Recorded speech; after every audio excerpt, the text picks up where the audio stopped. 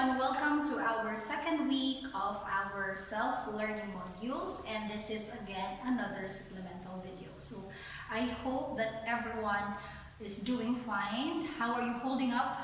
I hope that you are fine and well and good, and I am here to help you answer your general mathematics modules. So for today, for our first lesson is I am going to show you a review of our past lessons or the past lessons during your junior high school, which are the following. First is operations on fractions, and in connection with that is finding the LCD, and the last one is finding the factors. So this is how you are going to answer the what's in part of your general mathematics module 3. Okay, so we are now on module 3. Alright, let us start with our first review. So here is our operations operations on fractions. So we have one example for each operation.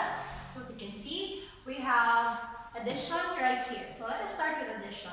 So in adding, if you add two fractions nga lahi siya og denominator, if you are going to remember, for example, you have 1/2. This right here is what we call the numerator, and this right here is what we call the denominator. So pag mayroon ta og LCD, therefore this is least common denominator. Okay? So, kung tahay na kay duha ka fractions nga lahi og denominators, ang imuhang unang-una pangitaon is the LCD. Muna connected ni silang duha, no? So, how are you going to find the LCD? Ang imong buhaton is rewrite this fraction or this operation. Rewrite nato siya. Maghuna-huna ta og number, isa ka number nga ma-divide silang duha na pinakagamay or least. Bugaling tawag na itong least common denominator. So, kung sa number nga ma-divide sa ilahang duha sa 3 o sa 7 nga pinakagamay. No? So, ang example ani is, if you're going to think of a number that is 21, ba? So, 21. So, tira ko 21. Pinakagamay ni siya. So, ma-divide ba sa both 3 ug 7 ang 21? So, 21 divide 3 at 7. Tawag ko ang 7. No? Pagkahuman, atong i-multiply sa inyong numerator. So, i-times ato na siya sa inyong 1. Okay? The other one is 21 divide 7. That is 3. 3 times 2. Okay? Pagkahuman, ato na siyang i-rewrite. May-rewrite na ito siya. So, may tabo, ako alibutang sa taas. May tabuan na is, may mo siyang 7. 7 times 1 is 7 over 21. Pagkahuman, i-add na ito siya dinhi. That is 3 times 2 is 6 over 21. Karon, ato na sila i-add ang numerators and then copy the denominator or the common denominator. So, ang common denominator is 21.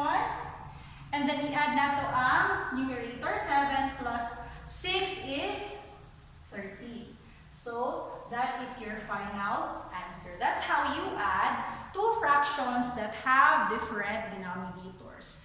How about example number 2? So, example number 2, they have the same denominators. Now, remember this. If the same na sila o denominator, di na ka mangita o LCD, di pa itong ibuhat sa sample A. So, itong mga ito, diretso na ito siya i-add. So, ang ano ani is copy the common denominator, which is x. Human, i-add na ito diretso. So, 2 plus 5 is 7. So, ang final na ito, answer is 7 over x. Alright? So, pagkahuman, kaning C o kaning D, answera nato na unya. Paghuman ako diri sa finding the factors para mas dali sa tuwa. Okay? I will go back with C and D. Let's proceed first with finding the LCD. or the least common denominator. Now, nakita na ito kaganina, no? Kung saan siya pagpangita. Dahil sa taas kaganina, sa letter A, sample A. How about if you have like this one, na kaso? So, saan na siya? Dali layo education, no? Layo na kaayo. Kung saan na ito na siya, ma'am, nadili man siya makakita. Di ko tayo makapangita o isa ka whole number. So, if this is the case, kung nakakay binomial o binomial, no, mai-add, niya lahi-lahi sila doon, gani siya, lahi denominator. Ang atong buhaton, i-foil sa nato ang denominator, pagkahuman, muna na siya. Ito na pag i-divide, i-divide times sa ato sa taas. Right? Sige, ato isa-isahon. So, ang first na to na step is foil. Foil ang denominators. Okay, so x minus 2 multiplied by x plus 3. So, ato siyang i-foil. Remember foil first? So, muna yung first, that is x squared. Okay, and then out, this is your O. X times 3, that is positive 3x. Pagkahuman is in, so negative 2 times x is your I. So that is negative 2x. And your last terms, your 2 and 3, your negative 2 and positive 3, that is negative 6. After that, simplify like terms. So ang like terms lang nato is si positive 3x and negative 2x. So copy x squared. That is bigger number. Copy the sign of the bigger number. Then subtract. So positive 1x or pwede na siya x lang. And then copy the last term which is negative 6. So muna ni siya karon ang atuang LCD. Okay? So let's go back to our problem.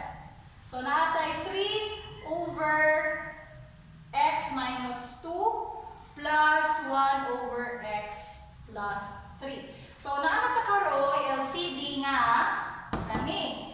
No? So, ato na siyang ipuli din ha. X squared plus x minus 6. Karon, ato ni siyang i-divide din hi. Saan ani pag-divide, ani o kani? Remember, kani siya is ang product sa kani o kani. So, pwede na to ni siya tatlalon. No? Example, kani siya, i-divide mo din ha, matanggal ang x minus 2. Kinsay nabilin? Si x minus, si x plus 3. So, i-times nato din hi, that is 3 times x plus 3. Okay? Pagkahuman, i-add nato si kani. So, kani siya, i-divide nato dan hi. Pila gani? Matanggal si x plus 3. Ang mabilin si x minus 2. So, ang may tabo is 1 times x minus 2. Okay? Kaya kani siya, mura biya ni siya og ana.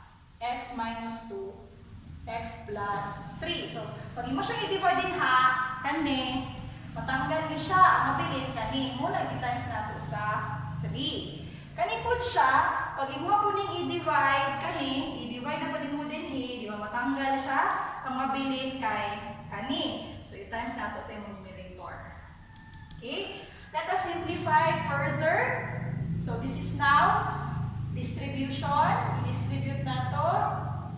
So, that is 3x plus 9 plus kani, wala na bago. So, x minus 2. Then, common denominator, x squared plus x minus 6. Last is combining like terms. So, kani siya, pwede ito i-combine dan hi. Now, this now becomes positive 4x. Kani siya, ato yung i-combine sa imong negative 2. So, may tabo 9 minus 2. That is positive 7. Okay, copy the sign of the bigger number, then subtract. Over x squared plus x minus 6. So, muli siya ang atuang final answer. So, I know medyo taas-taas, no? But just have patience with mathematics. Ayaw yun siya ninyo sukuin. Ayaw ninyo siya i-give up dayon just because dili kayo siya masata at first. Just have patience because math needs patience. A lot of patience. Okay? So, muna na siya ang ato ang finding the LCD. How about here, in our third review, finding the factors, di ba? Factoring. So, kaning factoring, kabaliktad ni siya sa FOIL, or not really kabaliktad sa FOIL, but connected ning FOIL method o kaning factoring. Kaya kung i-times nato ang duha ka factors, ang mahitabo is ang result sa FOIL. So, muna siya nato trinomial, ikani, napunta isa ka trinomial. Pangitaw nato isa-isa kung unsa ang ilahang factors.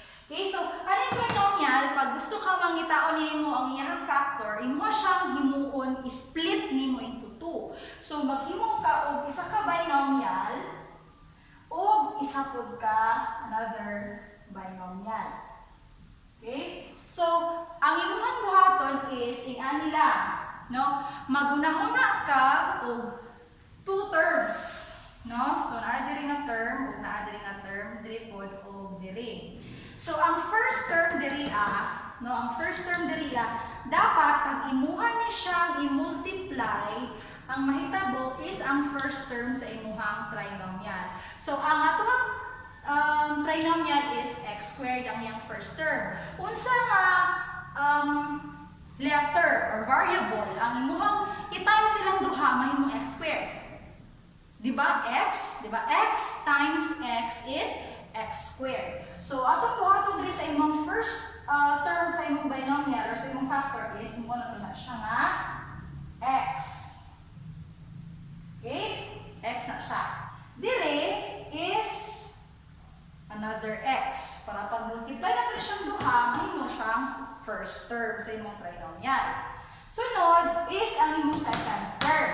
No? Pati ang imong operation sa duha. Now, ingani lang ang buhaton, maghuna-huna ka og duha ka numbers, no? Duha ka numbers. Isa dire o isa dire. Nga, kung ang imuha siyang i-times or i-multiply, mahimo siyang kaning third term. No? Pag imuha i-times, mahimong third term. Kanya, pag imuha silang i-add, mahimong second term. So, think of two numbers or two terms na pag imuha siyang i-add, mahimo siyang second term.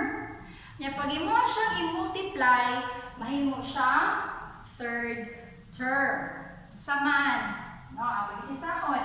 So, unsa man ang factor sa imong negative 12? Pwede negative 12 times positive 1.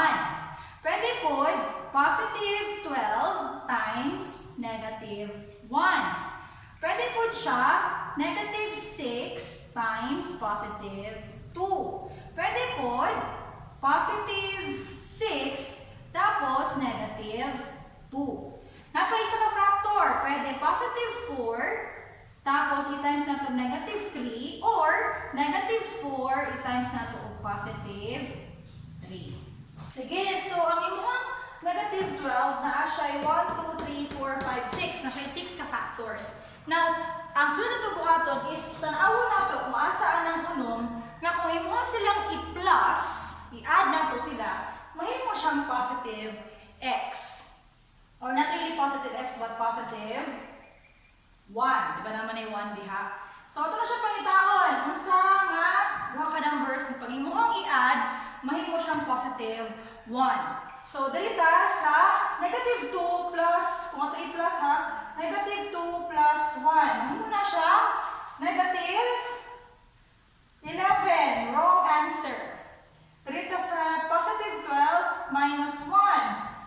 Dili siya, mahimo siya positive or this is negative 11. Kaya mo positive 11. This is wrong also. Dito sa negative 6 plus 2. Mahimo na siya negative 4. Wrong answer.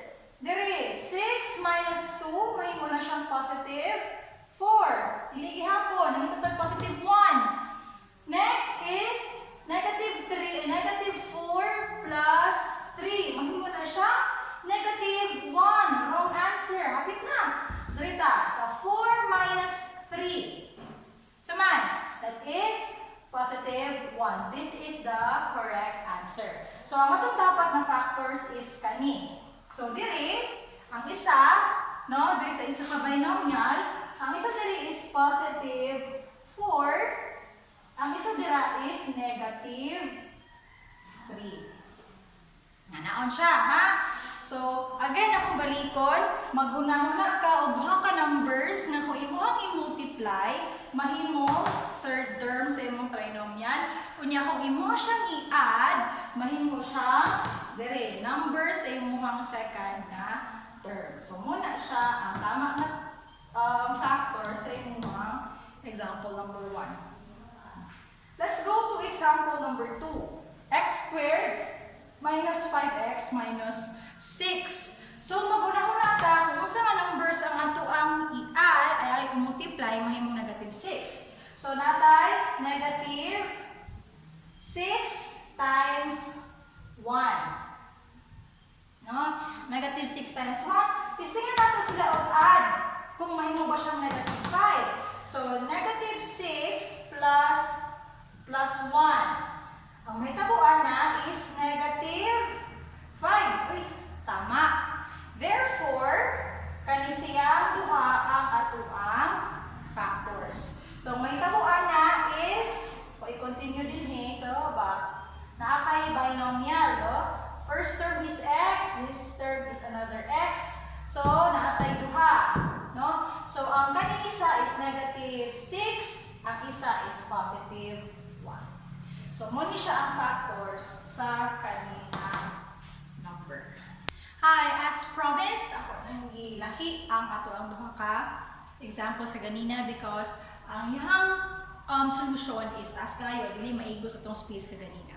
Okay, so direta sa multiplication of fractions, kaya ano yung form na kay trinomial na numerators and trinomial na denominators. So ang atong buhaton, if you're going to encounter this kind of operation or problem, atong buhaton is i-factor out nato ang tanan nga numerators and then i-factor out sa nato ang tanan pong denominators. What is the first step? So, dito sa ito ang numerator and denominator sa first nga fraction. Okay, so dito sa taas, that is x, and then x squared man siya. So, this is going to be x and x because x times x is x squared. So, nun, mag-unahon na tagduha ka numbers nga kung atong i-times, kay mahimong third term or mahimong negative 12. Kung atong i-add, mahimong positive 1. So, the answer is going to be positive 4 and negative 3. No? Pagkahuman is dito sa baba. Same gyapon itong process. So, x diri, x po diri sa picas.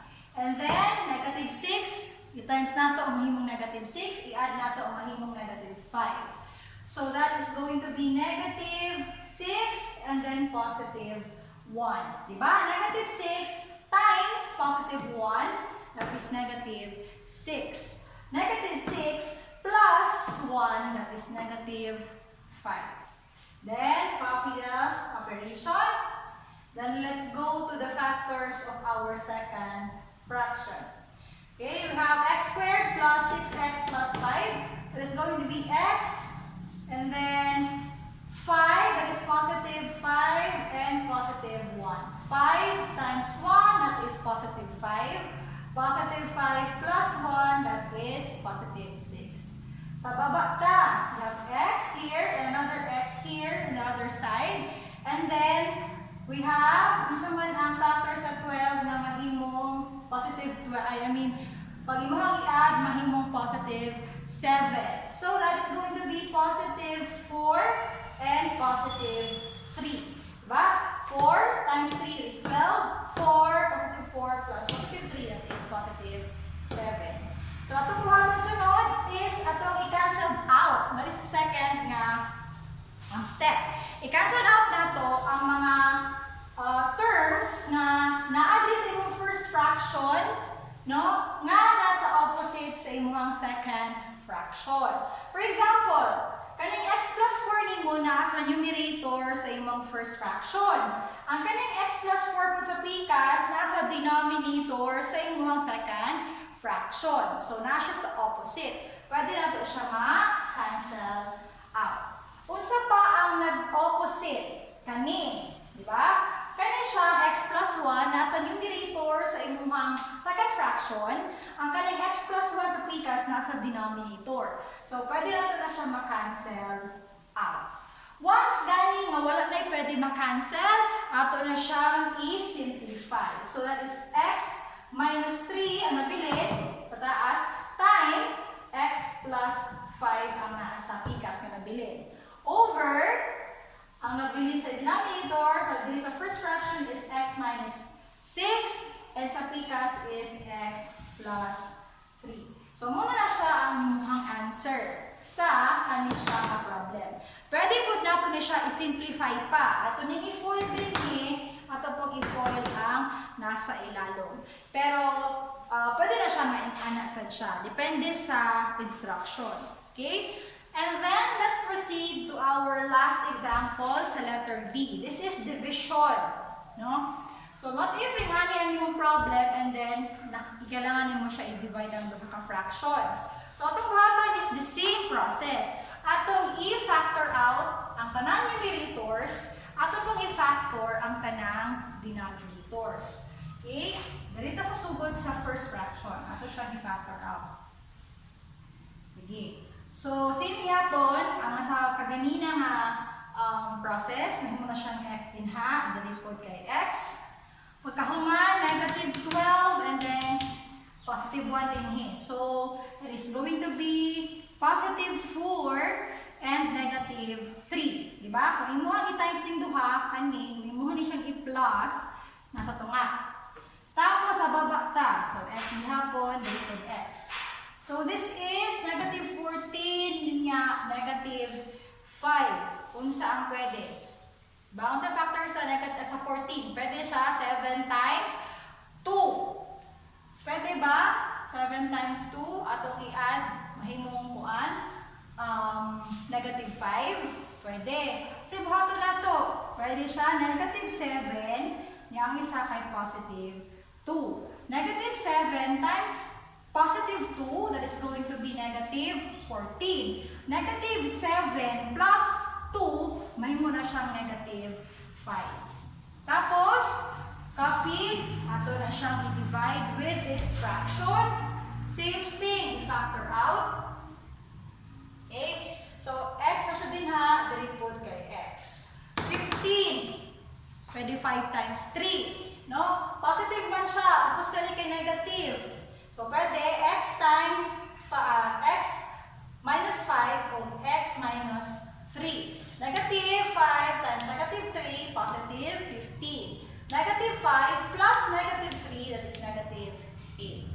Dito sa last, nasa baba, that is x and x. So, nakay 35 o 12. What's ang pwede?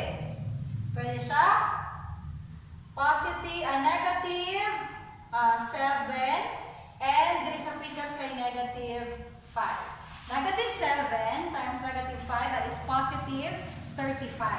Negative 7 plus negative 5, that is negative 12. Okay? Same thing. No? Ang atong gibuhat kaganina. Ang nakalahi lang is division ni siya. Pero, pwede natin ni siya i-apply ang atong gibuhat kaganina. Kaso kani siya, ato na siya i-change into multiplication, ang atong operation. Tapos, kaningin mong second fraction, imuha siya, kaon niya ang reciprocal, or imuhang baliktaron. So, ato siya i-copy ng first fraction, factor sa first fraction. So, x plus 4, then x minus 3, over x minus 7, tapos x plus 2. Imuha na to siya, multiplication. Tapos, kaning baliktaron. So, ang may tabo, ang kaning imuhang denominator kaganina, mahimo na siyang numerator karon.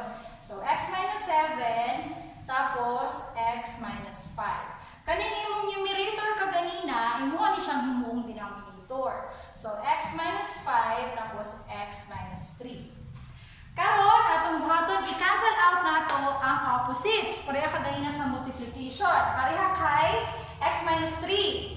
No, ang si nasa taas. Ang kaning sa pikas nasa baba. So, pwede ma-cancel out.